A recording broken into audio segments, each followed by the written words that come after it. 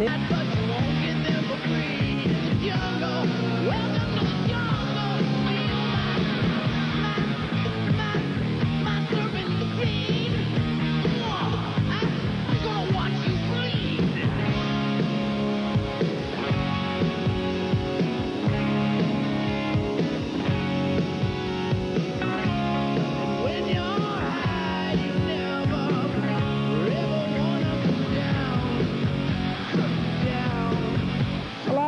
I've been reading think that your album, Appetite for Destruction, is pro-drugs. It's a Guns N' Roses record. In other words, it's what our Guns N' Roses, 5 kids who pretty much don't have, you know, a whole lot of influence on the rest of the world as far as we know. Right. You know, an album based on, you know, the daily lives of 5 kids, basically. You know, it's not pro or con anything. It just says this, it says that. And, you know, in the general scheme of things, it's not all that important, you know.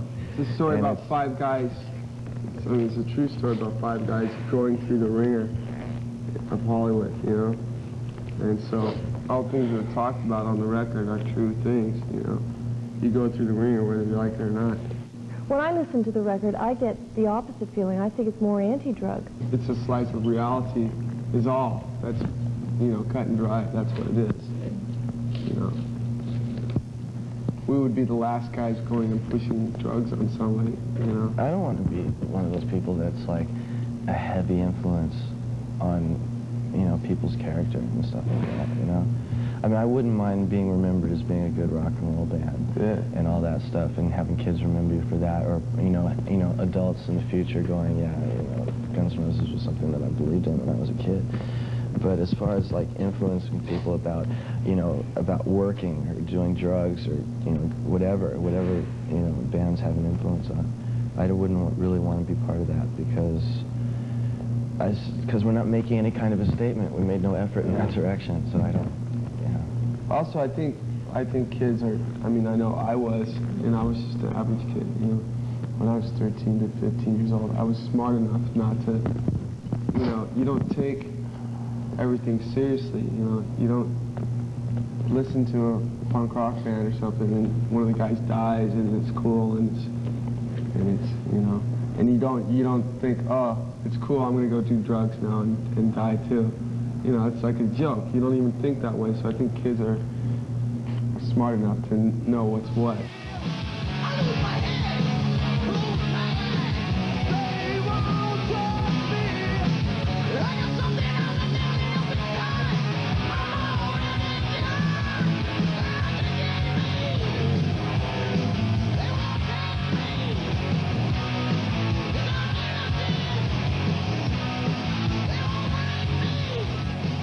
When all this press attention started on you, I read that you were quite astonished that people were interested in how you personally felt about things and were more interested in the members of the band and what they did off stage than the actual music.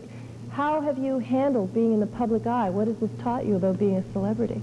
When it's all said and done, you're just 5 regular guys. You're just a band, you know. And the fact that you became popular enough to get in the public eye and be part of the media and all that crap, you know, it doesn't mean you have to change your personality or anything like that. And you just go in, you know, as far as I know, you know, I mean, a lot of bands probably, you know, don't believe in what I'm saying. You know, they go in, they get their makeup together, and they get their hair together, and they get their clothes together, and they come in and they put on a little act and all that crap. But I mean, for us, it's just like, you know, if we're gonna have to do an interview or something, we just go in as us.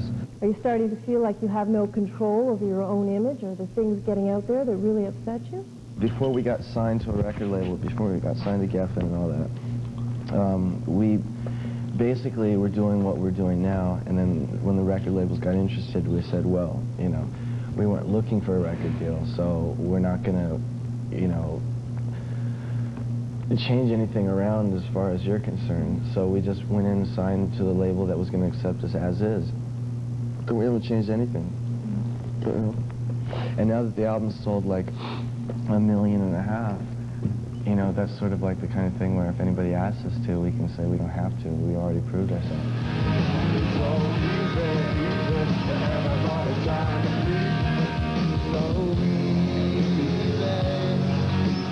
Nothing seems to be there, and I'll fade away. With this sudden amount of attention from the press, were you surprised by the kind of reaction you got from your first album cover? How it came about, it was Axl, it was a joke. Axl brought this postcard with that on it by this painter, Robert Williams. And we didn't really want to hassle over album cover. It wasn't like we wanted to, you know, get our picture on the cover of the album just so you could see yourself on the cover. Mm-hmm. We just didn't want to hassle over it. It's like, okay, we were all laughing, you know? Fine, record cover, let's go. Let's get it over with. And personally, I mean, myself, I don't think any of us saw anything wrong with it.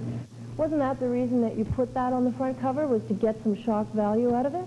Not to sound stupid or naive or whatever, or closed-minded, we didn't see any rape thing going on. It was like exactly what he said. It was a robot Fender getting robbed, you know, and she got knocked against the fence, you know. It could have her just... bra fell off, what? With her panties around her ankles, I would say definitely that is rape imagery. No. Oh, okay, all right, fine. It was about, we were generally promoting rape. Yeah. I mean, if you think we're generally promoting rape, you know. I mean, come on. We, you know, for somebody to see it like that, I could easily get on you for seeing it as a rape. Where, you know, prove it was rape. You know? Where do you get Where do you think it was rape?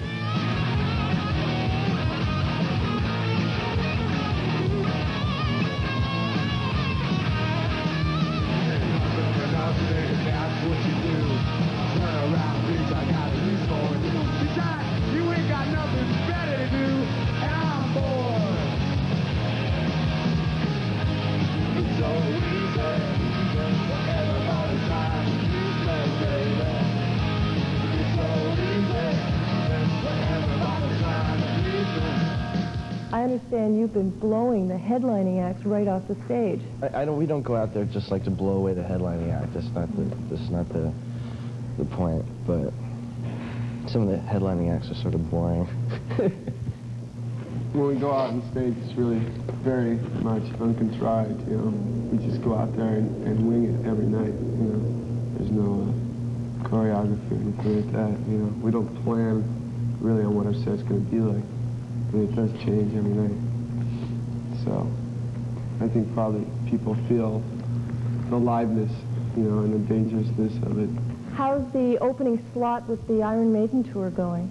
Okay. It sucks. Oh, no. Why? No, Iron Maiden's We get no great, sound checks. but they're nice guys, but their crew is just really slow and disorganized. Yeah, they've got this major stage production happening, and this is the first time we've ever been on the beginning of a tour with another band. So this might happen with every band, so it's nothing against Iron Maiden. It's just that their production's not together, and we never get sound checks, and their monitor guy doesn't work for us, so he doesn't know what we want. And it's just been sort of like a disaster. Oh. But we're, slowly basically, but surely. Yeah, pulling it off. And the other thing is that it's like two sides of the coins as far as music goes. You know what I mean? It's like Iron Maiden sings about Vikings and Gothic influence, and this and that, and dragons and stuff. And we just basically just hang out. So,